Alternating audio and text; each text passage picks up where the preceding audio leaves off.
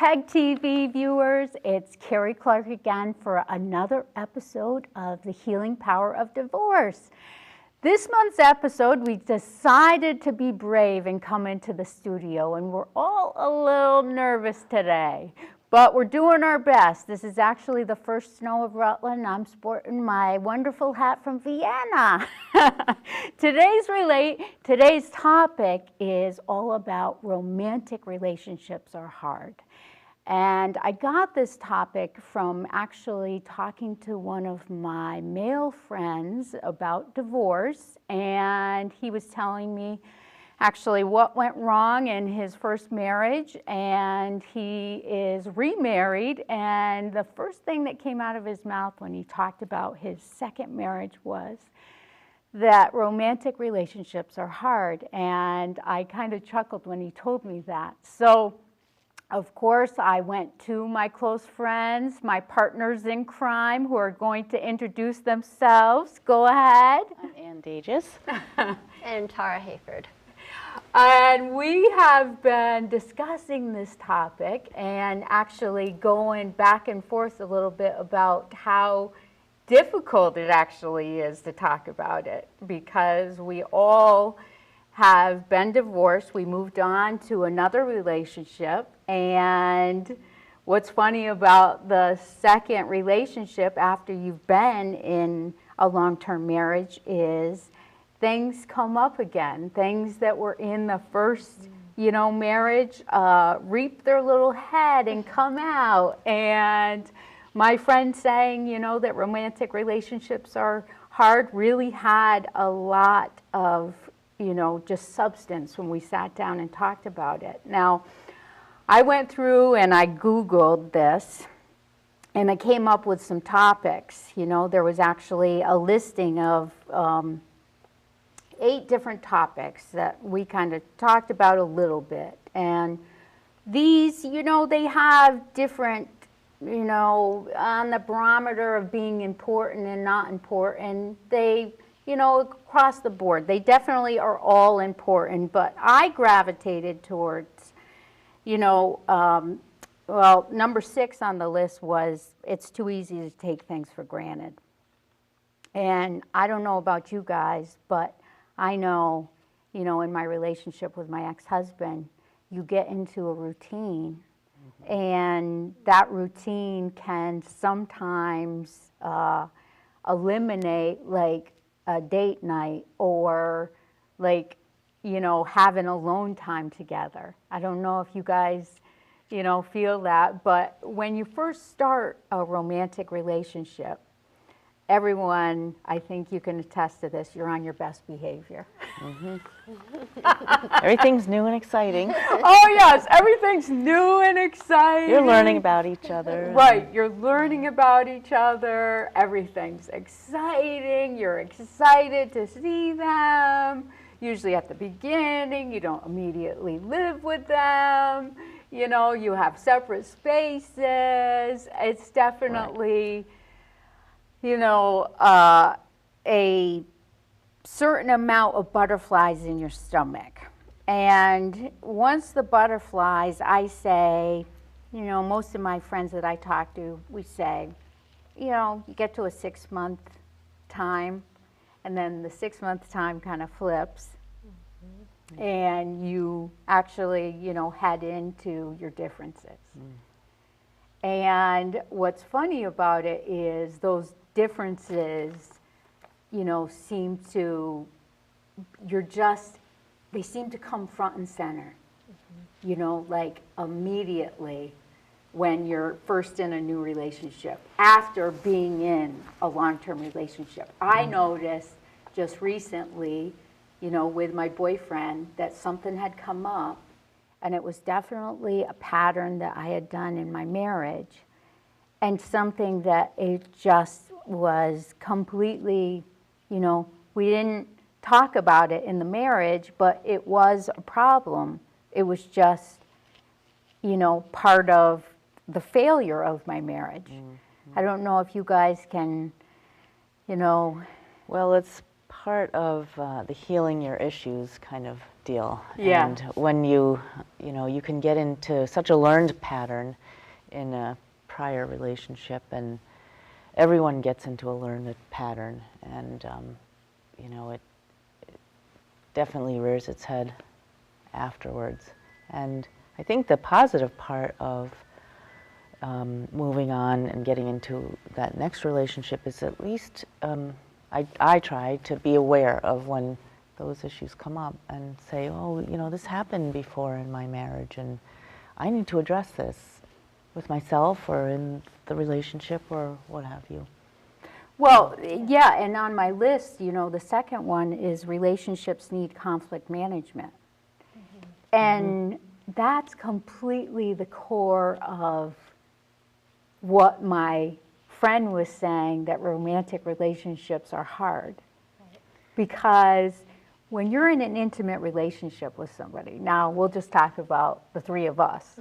Now we hang out, we have a good time, we laugh, but we're not in the day-to-day monotonous, like, Right. take the garbage out, vacuum the floor, Right. you know, those kinds of things. So the time with us, you know, together it's, you know, sunshine and It's all the lighter happiness. part and all the fun part. Right, right. And then, you know, your intimate relationships, you can get along with 100 people in the room, and then you have an intimate relationship and you're bearing your deepest, you know, secrets about your soul, your insecurities. I mean, for example, we all went in the bathroom before we got on camera because the lights are bright.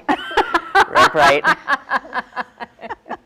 You know, I can tell you, I even thought about just as simple, and you can say it's like just being just really whatever you want to label it. I won't put a label on it, but you know, like the first time my boyfriend saw me without makeup, you know, and being that vulnerable. Right. I was going to say vulnerability, and it's the closer you are, the more you love someone, the more vulnerable you are in every little Yes. aspect of your back and forth every day. Yes. So yes. it really, They see you when you wake up in the morning with your hair sticking everywhere, and you know, when you're sick, and yeah, and it takes, I think, a lot for you to get comfortable with that. For at least for me, it does. And definitely. I mean, I think once you get into a relationship, it kind of calms down. I think my big thing is what we were talking about before, is becoming kind of complacent with a relationship once you get into it, like past that 6 months or once you Yes. move in. You know, like I know, like sometimes I'll get into my computer and I'll be on there for hours, and I'm like, oh my gosh, I don't even realize my boyfriend's there, you know, because I'm Yes. just in my own little world, and I don't know. And then when he does it, like I get a little upset, and I'm like, hey, what about me, you know? Right. But you just get complacent and you start doing what you would do. You're your really own, you know. comfortable with the person. Yeah. I mean, it's a good thing to be really comfortable with your Sure. person. But yeah, it does take work. That was the first thing you were touching Yes, on, is yes. It taking takes- things for granted. Yes. And it's hard to, you have to work at, I have to work at being conscious of that. And Me too. making a date night, or, I mean, it's easier as the kids get older because, you know, your kids don't require as much attention and guidance from you as they get older, which is what, in my case, you know, they're starting to get older, but we still have to make a conscious effort to have a date night and go to dinner, or just to spend some time together just talking in Yes. another room by Yes. ourselves. Yes, and I believe that, you know, that talking It's huge. is what Yeah. keeps you connected to the person. Definitely. And when you stop, you know, putting a priority on having that daily conversation. That's the communication, one Yes. of these points. Right, and, you know, we talked about the conflict management and everything. What I noticed is, you know, we ran into a conflict and we both completely just stayed calm with it, talked, you know, he had his things that were brought up from his previous relationship. I had my things that were brought up, you know, from my previous relationship. we both understood where we were coming from, we moved forward from that. But you can see how if you know, when you start dating someone and you get past that 6 month and you don't realize, you know, when you see the differences, if you can't communicate, Yep. exactly what my friend was saying, you know, when he was saying that it's romantic relationships are hard. That communication is like essential. Yeah. And I think sometimes, you know, I'll just speak, just being completely honest, you know, I am not a good communicator when there's yelling. And I know some people like to yell, you know, and I'm just not, like, I shut down, I don't hear anything that's being said. It is, you know, it's not, that's not an effective way to get, you know, but I think that's important when you get into a new relationship, is to talk about how you resolve conflicts. You know, what works for you, what works for him or her. You know, that way you're on the same page.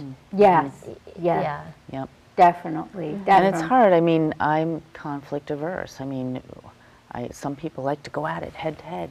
I don't like to. It's, you know, I'm a Libra, so I like the balance. Yeah. But there are certainly styles of communication or comments that might be made during a discussion that set me right off from Yeah. old patterns. And but again, I'm more aware of that, and I can explain to my partner how that affects me, and this doesn't work for me this way. I think that's key too, is to know yourself, so that you know what you tolerate, what you don't tolerate, what, you know, how you deal with things, and to be forthright with that when you're in a relationship, so that you can make it work and you can have those conversations. And How to stand up for yourself, I think, Yeah. is a lot of it for me, because in a particularly dysfunctional relationship from where I came, I didn't stand up for myself for a long time. And I think from talking to friends that it's common in certain types of relationships. Yes, yeah. Great. And you having a voice. I felt that, you know, I felt Yeah. that on a frequent basis. Yeah. You know, my Courage to Change speaking platform is all about, you know, I had to give myself a voice. You know, and I had to have the courage to say things without feeling like I was going to be criticized. Well, and then Exactly. some people are experts at smacking you right down immediately. And sure if are. you are not used to that, or you haven't built your strength in that, Yeah. then you don't handle it very well. Yes, yes. And that's very, the other thing is, you know, with romantic relationships that really comes up for me is not we have talked about this several times, not identifying you as a couple, you know, as you're the couple, you know, that it's not Carrie and, you know, my boyfriend. Right. It's, you know, us together. We're identified together, and everything is together. And Right. that is something, with you guys especially, we have talked about it so many times, how much confidence you have when you keep your circle of friends. Absolutely. Yes. Yeah. I can tell you that when I started, I was very young in my marriage. A lot of my relationships with my friends I lost because I felt like, oh, here's my relationship. This is what's going to bring me all my happiness. This Yes. one person, one person, relationship. and I And you hung my can't. hat on that one person. And I know, you know, I've had more than one friend tell me, Yeah. especially the ones, you know, that had children and they're now adults. One of the things that they always look back and said in the relationship was that they wish they did stuff more, you know, as a couple and then more individually. Yes. You know, the kids will be okay. Because you can lose yourself in a relationship. You definitely can. You know, you have to keep a sense of self Yes. in order And that's to- healthy yeah. for anybody. It's so healthy, yeah. for any And so- relationship. Yeah, and I find that I can just speak for myself. I don't have exact interests of my boyfriend. Right. You know, I have interests that are very different from his interests, Right. and I have kept those interests. Yeah. And I find it's empowering for me to actually stay that road, because it just makes me feel, you know, no matter what happens, I find happiness by myself. And that's part of how you identify as yourself. Yes, And you should always keep that yes. And honestly, no one else can make you happy. You know, you can't put, when it comes down to like you it. said, put your hat on someone else's hook, because they're not going to make you happy. It's got to come from Right. within you. You know, so you can't say, oh, if only he did this or only he did that, I'd be happy. It's not the case. So Yes, and it's funny yeah. that you say that, because one of our mutual friends had sent me a little blurb about that was posted on a social media page, of just specifically talking about that. Yeah. Really talking about, you know, the best relationships are ones where whether you were with the person or without the person, you were still extremely happy. That's right. And I read that and I thought to myself, that has not been my pattern. Right. You know, that Right. has not, that, I can Yeah. honestly say with complete honesty, that has not been, you know, and I can't say that I'm ashamed of myself or anything. That's just what I fell into.